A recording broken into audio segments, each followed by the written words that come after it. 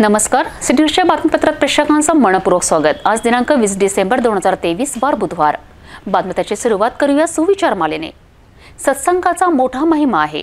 तो दुःख दूर करतो, पापे नष्ट करतो आणि जीवन सुधारतो।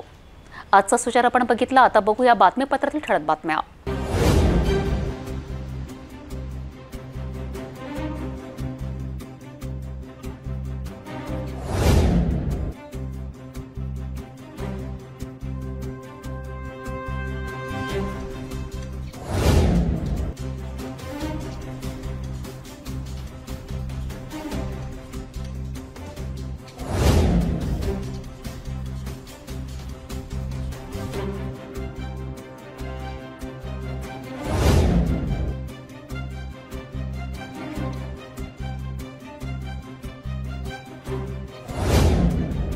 आपण ठळक बातम्या बघितल्या। आता घेऊया छोटासा ब्रेक।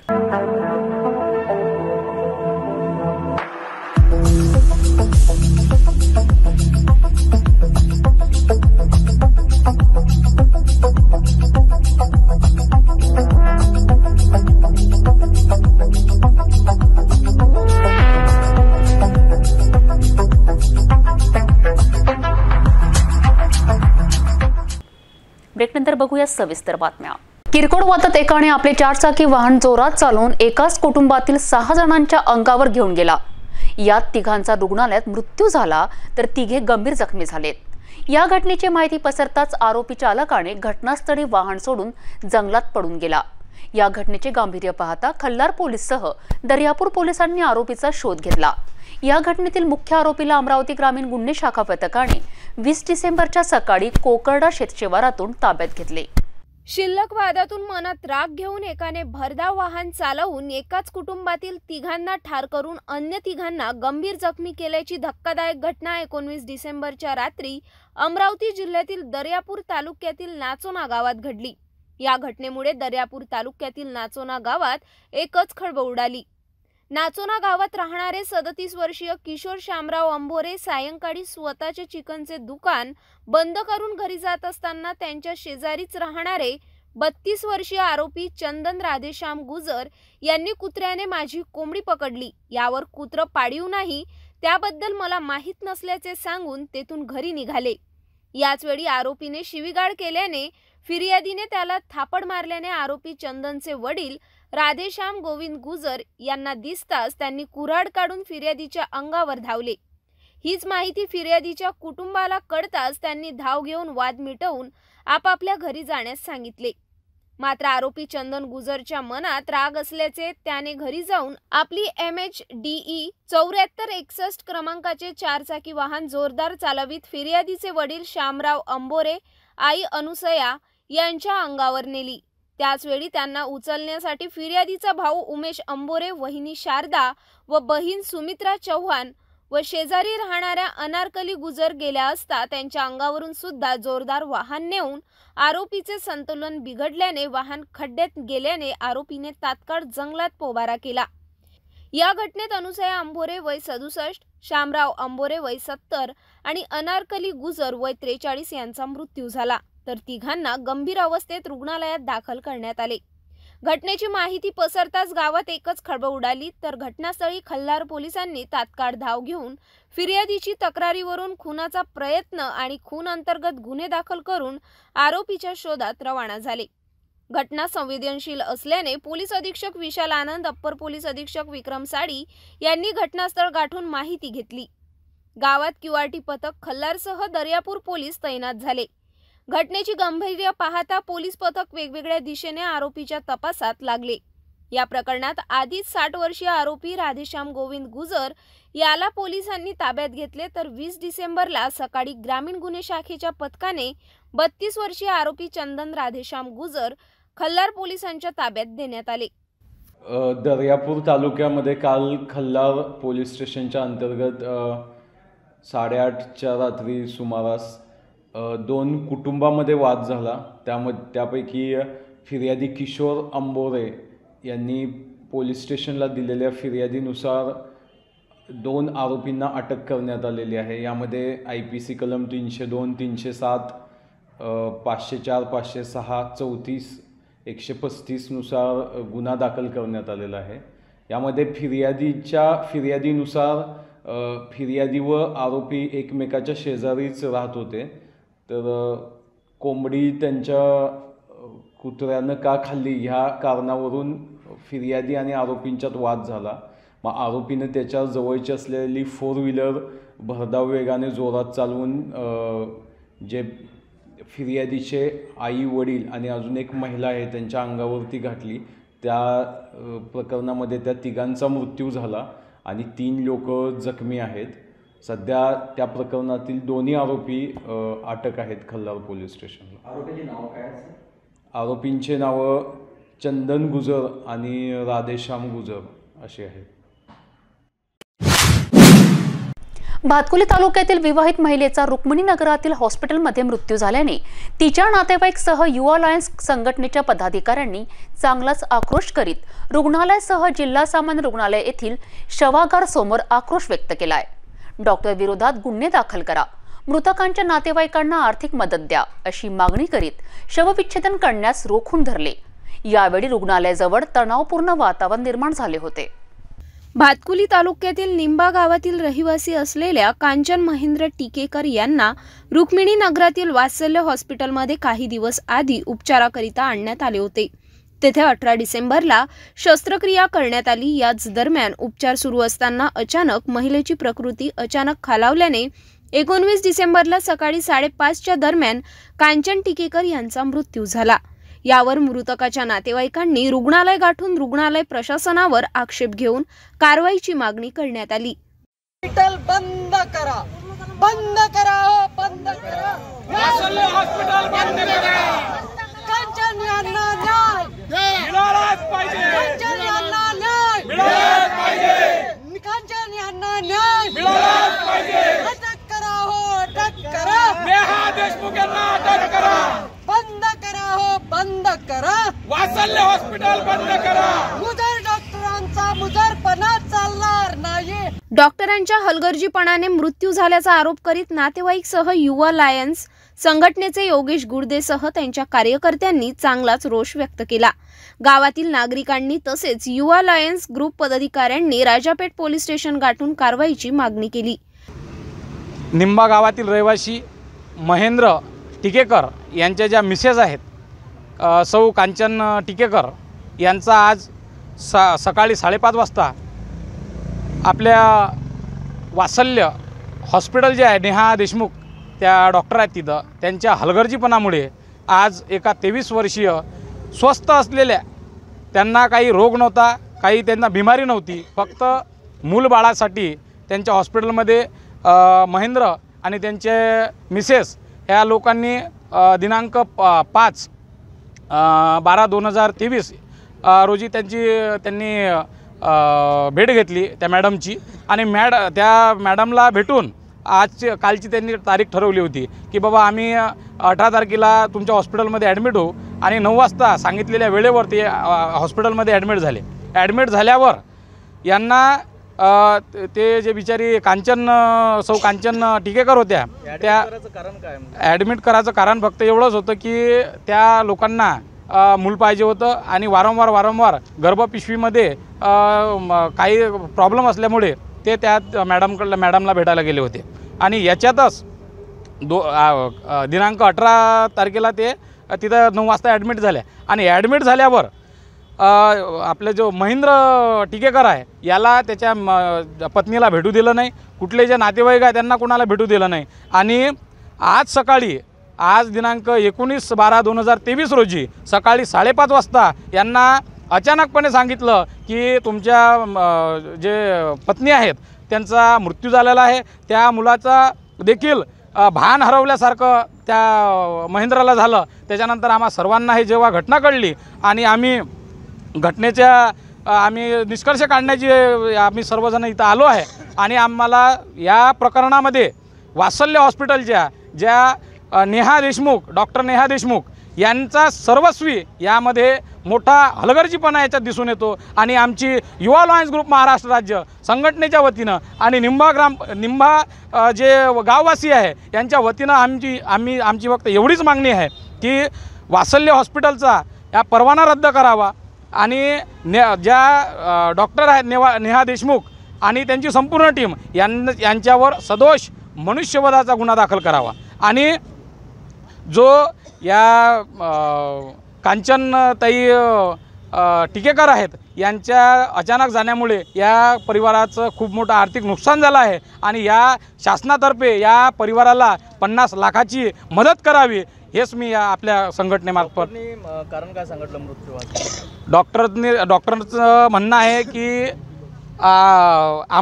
आम्ही शस्त्रक्रिया करत असताना लेझर शस्त्रक्रिया करताना हे आम्ही प्रोसिजर करत होतो. त्या प्रोसिजरच्या पहिलेच आम्ही जसं ते पोट आपण बाहेर काढतो तेव्हाच रिॲक्शनमुळे यांचा मृत्यू झाला. तक्रार वगैरे नोंदवली का? हो, तक्रार राजापेठ पोलीस स्टेशनला रितसर तक्रार नोंदवलेली आहे. कारवाई केल्याशिवाय मृतकाचे शवविच्छेदन होऊ देणार नाही असा निर्णय घेऊन जिल्हा सामान्य रुग्णालय येथे सुद्धा गर्दी निर्माण करून चांगलाच आक्रोश व्यक्त करण्यात आला. मृतकाच्या नातेवाईकांना आर्थिक सहाय्यता देण्यात यावी तसेच अकोला येथे इन कॅमेरामध्ये शवविच्छेदन करण्यात यावे अशी मागणी यावेळी करण्यात आली. यावेळी जिल्हा सामान्य रुग्णालयाजवळ मोठ्या प्रमाणात गर्दी झाली होती. हनुमानगड येथे सुरू असलेल्या शिवमहापुराण कथा कार्यक्रमाचा 20 डिसेंबरला समारोपीय कार्यक्रम असताना या दिवशी सुद्धा रेकॉर्ड ब्रेक तुफान गर्दी पाहायला मिळाली. भव्य डोम भाविकांच्या गर्दीने फुल झाल्याने बाहेर अनेक ठिकाणी स्क्रीनवर हजारो भाविकांनी पंडित प्रदीप मिश्रा यांचे कथा श्रवण केलेत. सतत 4 दिवस निवासी असलेल्या लाखो भाविकांकरिता भव्य भोजन, पिण्याच्या पाण्याची आणि हजारो वाहनांकरिता पार्किंगची व्यवस्था करण्यात आली. याच ठिकाणी निर्माण होत असलेल्या 111 फूट उंच हनुमानाची मूर्तीची स्थापनासाठी येथे हजारो भाविकांनी दानपेटीत स्वतःचे 1 रुपया दान करण्यात आला.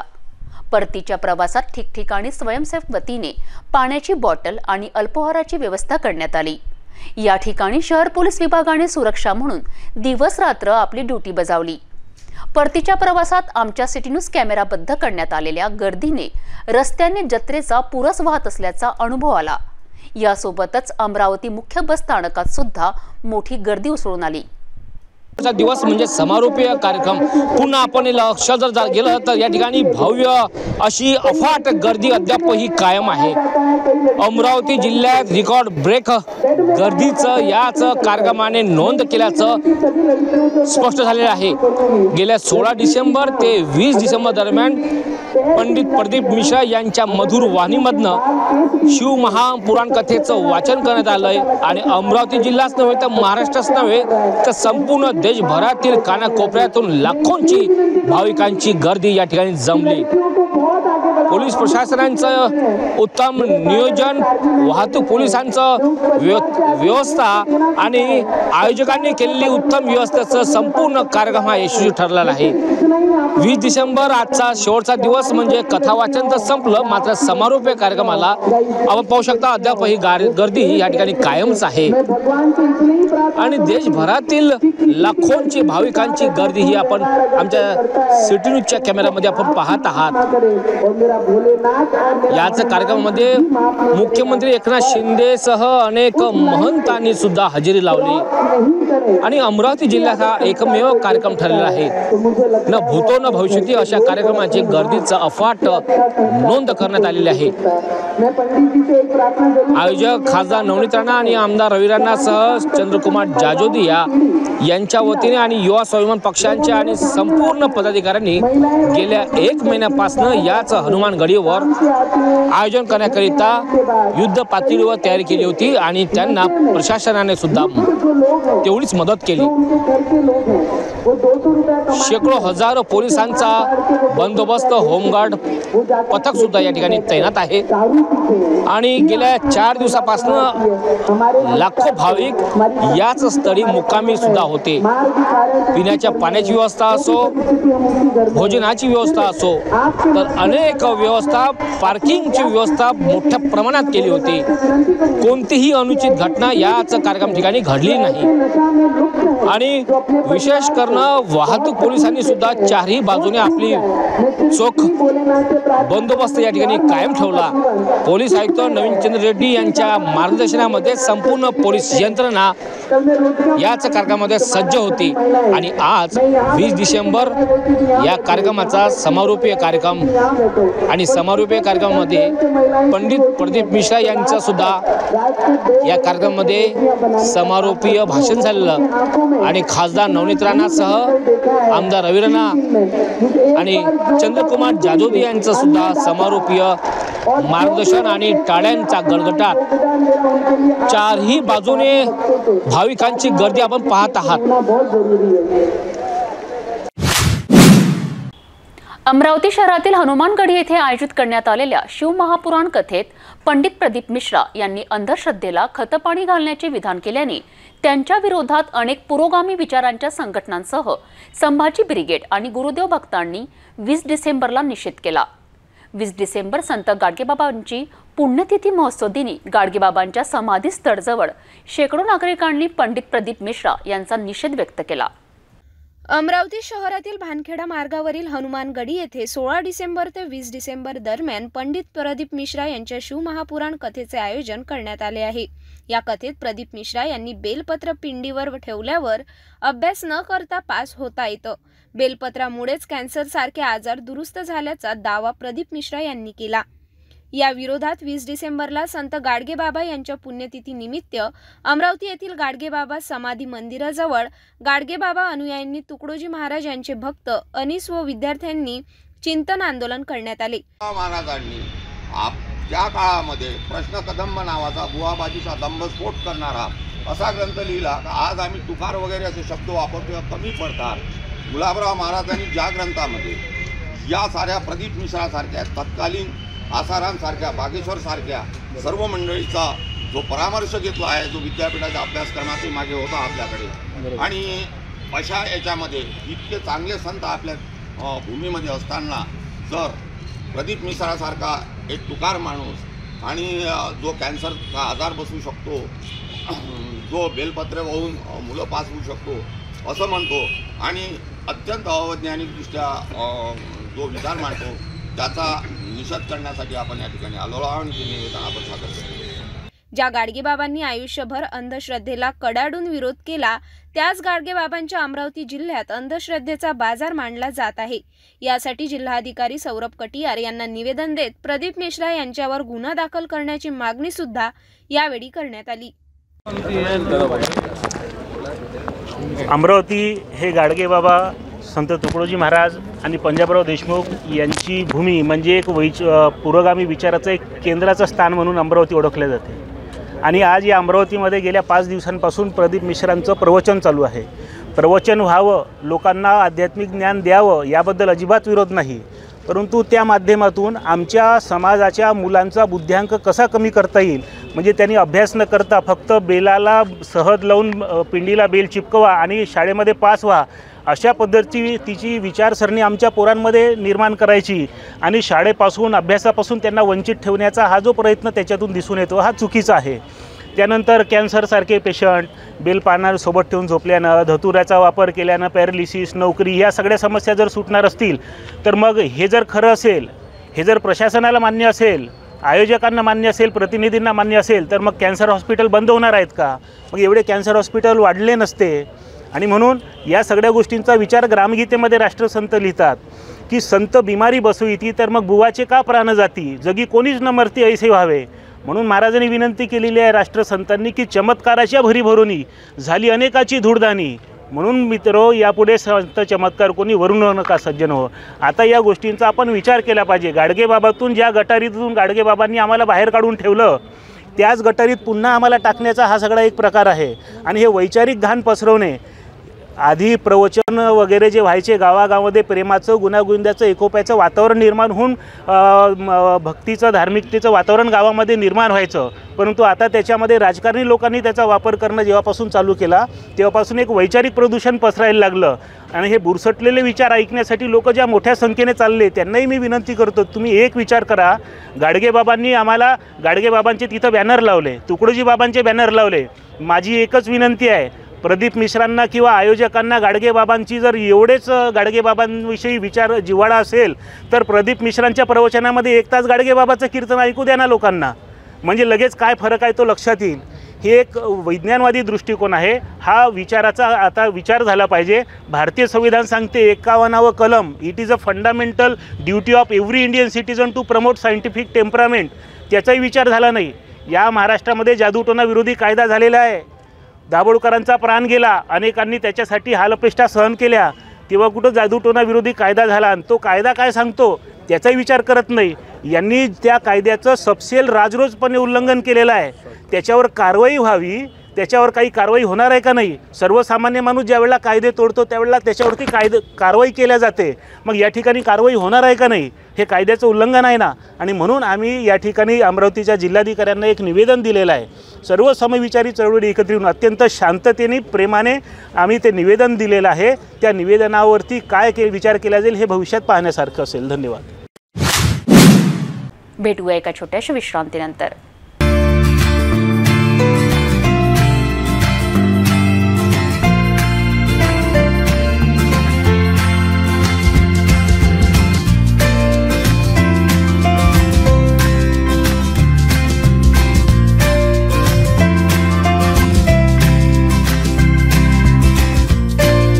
संपूर्ण लग्न बस्ता आराधना जवाहर रोड अमरावती. किचन गृहिणी से जुड़ा एक अटूट हिस्सा, जहां उसे मिले हर एक चीज अपनी सही जगह पर. इसलिए Amba stainless steel kitchen trolley आपको लगने वाली साइज अनुसार, आपके किचन के अनुसार, बिल्कुल आपकी इच्छा अनुसार उच्चतम क्वालिटी के किचन ट्रॉलीज मैन्युफैक्चरिंग से सीधे आप तक, यानी 100% वाजिब दाम. न देखभाल की जरूरत, न जंग लगने की परेशानी. आसानी से वॉश करने हेतु उत्कृष्ट कैरियर सिस्टम, साथ ही स्टेनलेस स्टील जीना रेलिंग, डेकोरेटिव ग्रिल एवं गेट भी हम बना कर देते हैं. Amba stainless steel kitchen trolley, Dastur Nagar चौक के पास, MIDC रोड, अमरावती, महाराष्ट्र. विश्रांतीनंतर पुन्हा आपले स्वागत. राज्यातील अंगणवाडी सेविका आणि मदतनीस यांच्या वेतनामध्ये वाढ करावी अशी मागणी करत काँग्रेसचे आमदार ॲडव्होकेट यशोमती ठाकूर या मंत्री गिरीश महाजन यांच्यावर सभागृहात कडाडल्यात. गिरीश महाजन सभागृहात चुकीची माहिती देत असल्याचे सांगत त्यांनी जोरदार हल्ला चढवला. महाविकास आघाडी सरकारने त्यांच्या काळात काय केले या प्रश्नांवर त्या चांगल्याच कडाडल्यात. अंगणवाडी सेविकांचे मानधन 15,000 रुपये व मदतनीस यांचा पगार 10,000 रुपये करावा अशी मागणी ॲडव्होकेट यशोमती ठाकूर यांनी केली.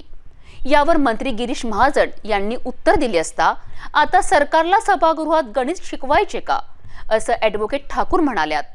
या दरम्यान काही वेळासाठी मंत्री महाजन आणि ठाकूर यांच्यात शाब्दिक चकमक सुद्धा झाली. बोला. अध्यक्ष महोदय, एक तर मी खोटं बोलतायत असा विषय बोललेला नाही. मी त्या ठिकाणी म्हटलं हे चुकीचे रेकॉर्डवर आणतायत.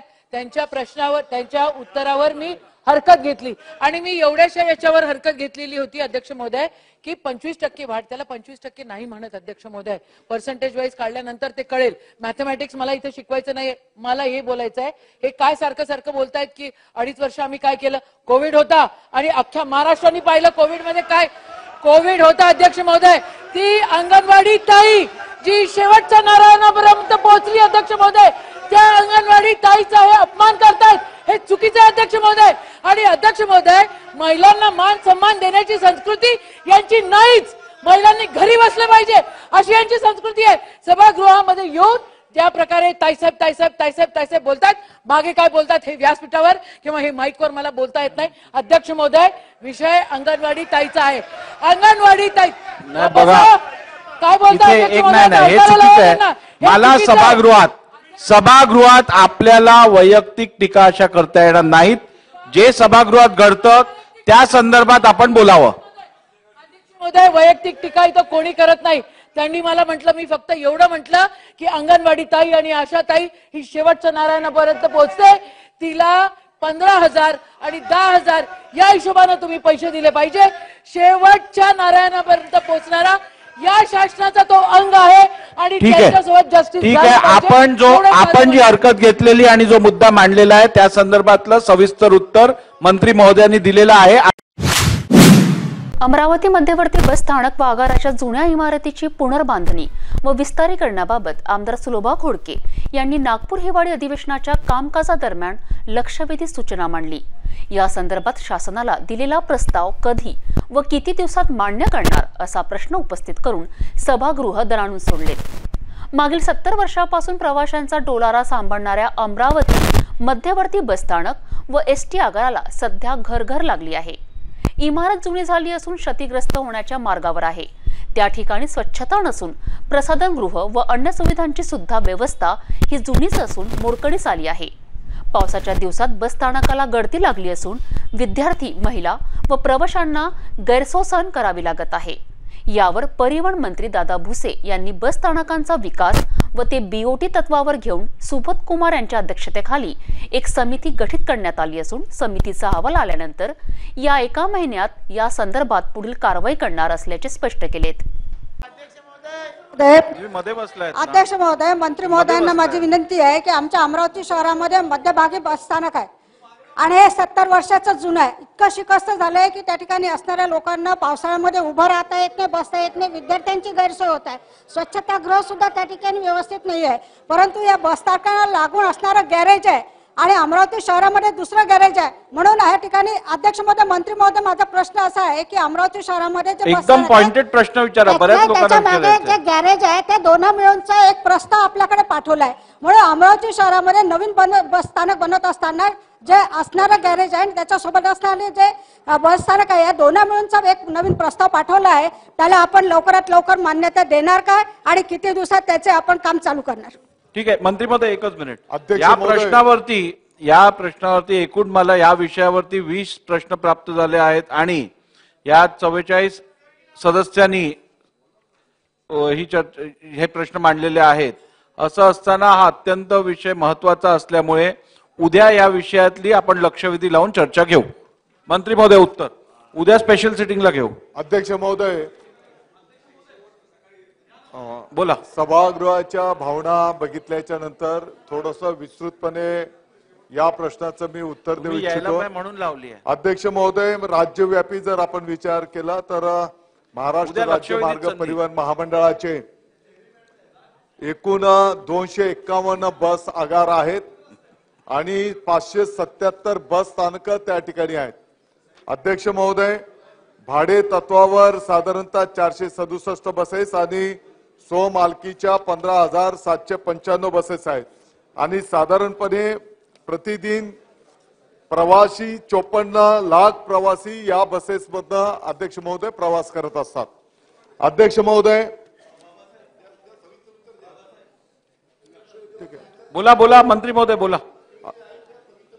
अध्यक्ष महोदय, 1.5 मिनिटं राहिले। बीओटी तत्वाच्या संदर्भामध्ये जी काही त्याच्यामध्ये ज्या काही त्रुटी आहेत मी आताच आपल्याला उत्तर देताना सांगितलं की साधारणपणे या संदर्भामध्ये एक कमिटी गठीत करण्यात आलेली आहे सुबोध कुमार यांच्या अध्यक्षतेखाली आणि साधारणतः एवढ्या महिन्याभरामध्ये त्याच्या आत त्या कमिटीचा अहवाल सादर होईल आणि एकंदरीत सगळ्या सभागृहाच्या ज्या भावना आहेत येणाऱ्या 2 महिन्याच्या आत संपूर्ण राज्याच्या बस स्थानकांचं चित्र कसं बदलेल त्या दृष्टिकोनातून एक निर्णायक निर्णय त्या ठिकाणी घेतले जातील। संत गाडगेबाबा अमरावती विद्यापीठाचा परिसर अस्वच्छतेच्या साम्राज्याचा कळस निर्माण झाला आहे। या परिसरात त्वरित स्वच्छता राबविण्यात यावी अशा आशयाचे निवेदन सादर करून विद्यापीठ परिसरात आंदोलन करण्यात आले। यावेळी युवक काँग्रेस NSUI पदाधिकाऱ्यांनी हाती खराटा घेऊन परिसरात स्वच्छता अभियान राबविले। या दरम्यान कुलगुरूंच्या दालनासमोर घोषणाबाजीही करण्यात आली। महाराष्ट्र शासनाने संत गाडगेबाबा स्वच्छता अभियान ही योजना राबवून संपूर्ण महाराष्ट्राला तसेच देशाला स्वच्छतेबद्दल एक दिशा दिली। पण संत गाडगेबाबांच्या नावाने असलेल्या संत गाडगेबाबा अमरावती विद्यापीठात अस्वच्छतेचे साम्राज्य निर्माण झाले आहे। याला कारणीभूत येथील प्रशासकीय यंत्रणा आणि ठेकेदार हे जबाबदार आहे। यांच्यावर त्वरित कार्यवाही करून विद्यापीठ परिसर स्वच्छ सुंदर बनविण्याचा प्रयत्न करण्यात यावा। स्वच्छतेचा विचार करताना कचरा निर्मूलनाचा कायमस्वरूपी विचार केला जायला हवा। यानंतर विद्यापीठातील परिसरामध्ये अस्वच्छतेचे साम्राज्य उभे राहिलेले दिसले तर युवक काँग्रेस सर्व कचरा कुलगुरूंच्या दालनात टाकण्यात येईल असा इशारा देत युवक काँग्रेसचे NSUI वतीने 20 डिसेंबरला कुलगुरूंच्या दालनाबाहेर आंदोलन करण्यात आले। यावेळी घोषणाबाजी करीत कुलगुरूंना निवेदन सादर करण्यात आले। यावेळी युवक काँग्रेस व NSUI कार्यकर्त्यांनी स्वतः हाती खराटा घेऊन स्वच्छतागृहांची सफाई केली। विद्यापीठ प्रशासन व विद्यार्थी विकास परिषदेच्या विरोधात तीव्र नारेबाजी करण्यात आली। गोपाला देवकीनंदन गोपाला गोपाला गोपाला देवकीनंदन गोपाला स्वच्छतेचे पैसे खाणारा विद्यापीठ प्रशासनाचा निषेध असो। युवक काँग्रेस जिंदाबाद, NSUI जिंदाबाद, युवक काँग्रेस जिंदाबाद, NSUI जिंदाबाद। भ्रष्ट अधिकाऱ्यांच्या निलंबनाची मागणी करण्यात आली। यावेळी शिष्टमंडळाशी झालेल्या चर्चेनंतर सायंकाळपर्यंत स्वच्छतागृहाची साफसफाई करण्याचे निर्देश संबंधित अधिकाऱ्यांना दिले। यावेळी युवा काँग्रेसचे माजी प्रदेश सचिव समीर जवंजाळ, प्रदेश सचिव योगेश बुंदेले, प्रदेश सचिव राहुल येवले, अमरावती विधानसभा अध्यक्ष वैभव देशमुख, NSUI शहराध्यक्ष संकेत साहू, जिल्हा उपाध्यक्ष अनिकेत ढेंगळे, जिल्हा उपाध्यक्ष अक्षय साबळे, महासचिव आकाश गेडाम सह अनेक युवक काँग्रेस व NSUI पदाधिकारी उपस्थित होते। संत गाडगेबाबा यांची 20 डिसेंबरला पुण्यतिथी असल्याने रिपब्लिकन पार्टी ऑफ इंडिया पक्षाच्या वतीने इरविन चौक ते गाडगेबाबांच्या समाधीस्थळपर्यंत अभिवादन पदयात्रेचे आयोजन करण्यात आले। या अभिवादन पदयात्रेत डॉक्टर राजेंद्र गवईसह शेकडोंनी गोपाला गोपाला देविकीनंदन गोपाला म्हणत भजन सादर करीत गाडगेबाबांच्या समाधीस्थळांना अभिवादन केलेत। 20 डिसेंबरला थोर समाजसुधारक संत गाडगेबाबा यांची पुण्यतिथी असल्याने त्यांच्या पुण्यतिथीनिमित्त गाडगेनगर येथील गाडगेबाबा समाधी मंदिर समोर दरवर्षी भव्य जत्रेचे आयोजन केले जात असते। अनेक धार्मिक कार्यक्रमाचे आयोजन करून कीर्तनाचे सुद्धा आयोजन केले जात असते। यावर्षी प्रथमच गाडगेबाबा समाधीस्थळपर्यंत रिपब्लिकन पार्टी ऑफ इंडिया वतीने इरविन चौकपासून अभिवादन पदयात्रेचे आयोजन करण्यात आले। इरविन चौक येथील डॉक्टर बाबासाहेब आंबेडकर स्मारकाला अभिवादन करून पदयात्रेला सुरुवात करण्यात आली। या अभिवादन पदयात्रेत RPIचे राष्ट्रीय सरचिटणीस डॉक्टर राजेंद्र गवईसह अनेक पदाधिकाऱ्यांनी सहभाग घेतला। गोपाला गोपाला देवकीनंदन गोपाला जयघोष करीत गाडगेबाबांच्या समाधीला नतमस्तक झाले।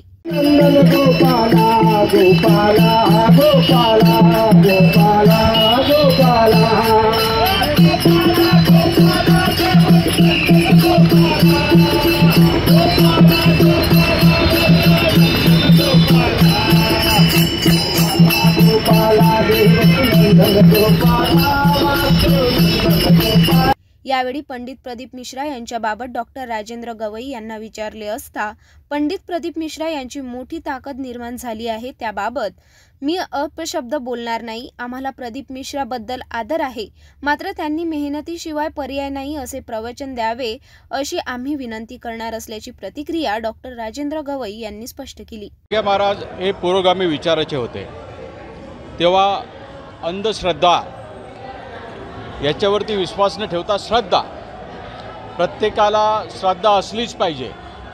प्रत्येकाचे आपले दैवत आहे, प्रत्येकाने आपल्या दैवतासमोर श्रद्धा अर्पण करावी, परंतु मेहनतीशिवाय काही पर्याय नाही। देहरी पलिंगावरी हा जो प्रयोग आहे, हा प्रयोग यशस्वी होत नाही, तेव्हा आपण सगळेजण मेहनत करा। बाबासाहेब आंबेडकरांच्या संविधानाने सगळ्यांना अधिकार दिलेला आहे, डॉक्टर बनण्याचा, इंजिनियर बनण्याचा, कलेक्टर बनण्याचा, देशाचा पंतप्रधान बनण्याचा सुद्धा अधिकार दिलेला आहे। तेव्हा तुम्ही सगळेजण मेहनत करा। मेहनत केल्यानंतर आपले जे काय श्रद्धास्थान आहे त्या श्रद्धास्थाने आपण नतमस्तक व्हा, ती तुम्हाला एक वेगळी शक्ती देईल। पण मेहनतीशिवाय पर्याय नाही, आणि मेहनत केलं तर तुम्ही तुमची जी काही इच्छा आहे परमपूज्य डॉक्टर बाबासाहेब आंबेडकरांच्या संविधानामुळे ती तुम्ही पूर्ण करू शकता। डॉक्टर साहेब एक पाहिजे, त्याच वेळेस अमरावती शहरात प्रदीप मिश्रा नावाचे महाराज आले आणि ते अंधश्रद्धा फैलवणारे वक्तव्य त्यांनी केलेले आहे, त्याबद्दल तुम्ही काय सांगा? प्रदीप मिश्रा येऊन गेलेत, भयंकर मोठी अशी ताकद झाली, त्याच्यामुळे मी त्यांच्याबद्दल अपशब्द बोलणार नाही। परंतु यामुळे जे काय पोरं आहेत ते वाईट वळणाला लागतील, अभ्यास करणार नाही, केवळ एक दिवस परीक्षेच्या पूर्वी देवासमोर जातील आणि पास होण्याची इच्छा प्रकट करतील, हे चुकीचं आहे। त्यांनी प्रदीप मिश्रा यांनी पुढच्या प्रवचनामध्ये लोकांना पोरांना मेहनत करण्याचं शिकावं, श्रद्धा ही असलीच पाहिजे. आम्हाला प्रदीप मिश्रा यांच्याबद्दलसुद्धा श्रद्धा आहे. जे काही त्यांचं दैवत आहे शंकरजी असतील त्यांच्याबद्दलसुद्धा आम्ही आदर ठेवलाच पाहिजे. भगवान गौतम बुद्धांनी सांगितलं की आपला धम्म पाळत असताना दुसऱ्या धर्माचासुद्धा आदर केला पाहिजे. आम्हाला शंकर भगवानांचा आदर आहे, हनुमानजींचा आदर आहे, अल्लाचा आदर आहे, येशू ख्रिस्तांचा आदर आहे. परंतु मेहनतीशिवाय काही पर्याय नाही. हा प्रदीप मिश्रा यांनी पुढच्या प्रवचनामध्ये अशा प्रकारचं प्रवचन केलं पाहिजे, अशा प्रकारची कळकळीची विनंती मी त्यांना करेल. बडनेरा येथे नवी वस्ती परिसरात अशोकनगर स्थित भारतरत्न डॉक्टर बाबासाहेब आंबेडकर यांच्या स्मारकासमोर भीमा मित्र मंडळ अमरावती व सार्वजनिक कपिल मंडळ बडनेरा यांच्या संयुक्त विद्यमाने समाजात व विशेषतः तरुणाईमध्ये परिवर्तन व नवचैतन्य निर्माण व्हावे या उद्देशाने परिवर्तन पहाट या रंगारंग कार्यक्रमाचे आयोजन करण्यात आले. या कार्यक्रमादरम्यान महामानव डॉक्टर बाबासाहेब आंबेडकर यांच्या पूर्णाकृती पुतळ्याला हार अर्पण करून उपस्थित मान्यवरांनी अभिवादन केले. नंतर पूज्य भंतेजी यांच्या हस्ते त्रिशरण पंचशील पठण करण्यात आले.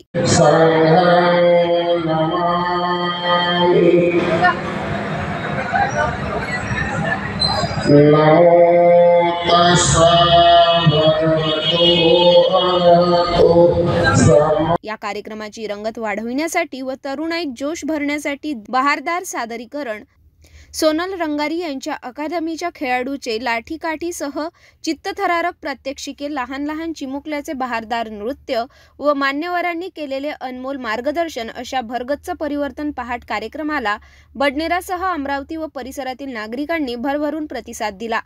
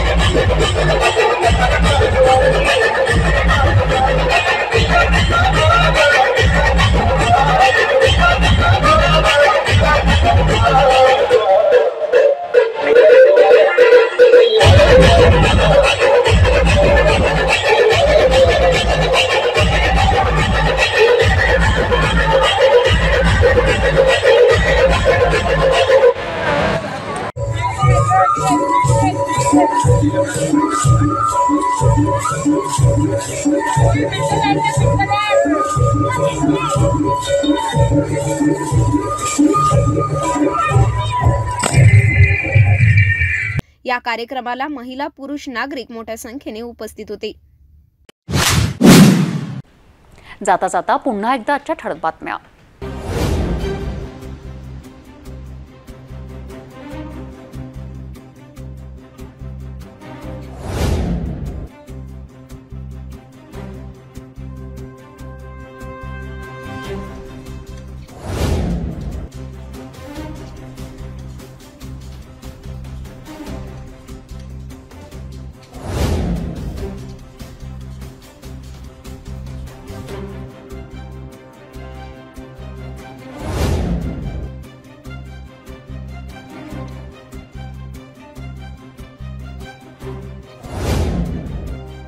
आपण आता सिटी न्यूज चॅनल आपल्या टीव्हीवरही बघू शकता. यामध्ये GTPL 73, Fastway 256, city cable channel 92 वर. जर आपल्या टीव्हीवर सिटी न्यूज चॅनल दिसत नसेल तर आपण आपल्या केबल ऑपरेटर संपर्क करावे. आपण सिटी न्यूज केबलच्या व्यतिरिक्त YouTube, Facebook, Instagram आणि ट्विटरवर बघू शकता. याकरिता सोशल मीडिया अकाउंट सबस्क्राईब करा, फॉलो करा, लाईक करा. YouTube अकाउंट सबस्क्राईब करण्याकरिता सबस्क्राईब बटनाला क्लिक करा आणि बेल आयकॉन दाबायला विसरू नका, कारण सर्वाधिक समाचार आपल्यापर्यंत पोहोचणार आहेत. तसेच सिटीचे फेसबुक पेज लाईक करा, इंस्टाग्राम आणि ट्विटर हँडल फॉलो करा. आपण व्हॉट्सॲपवर सुद्धा सूचना देऊन न्यूज प्राप्त करू शकता. व्हॉट्सॲप नंबर खाली स्क्रीनवर येत आहे. हे बातमीपत्र एवढ्यावरच थांबूया. पुन्हा भेटूया नवीन घडामोडींसोबत. आपण बघत राहा फक्त सिटी न्यूज.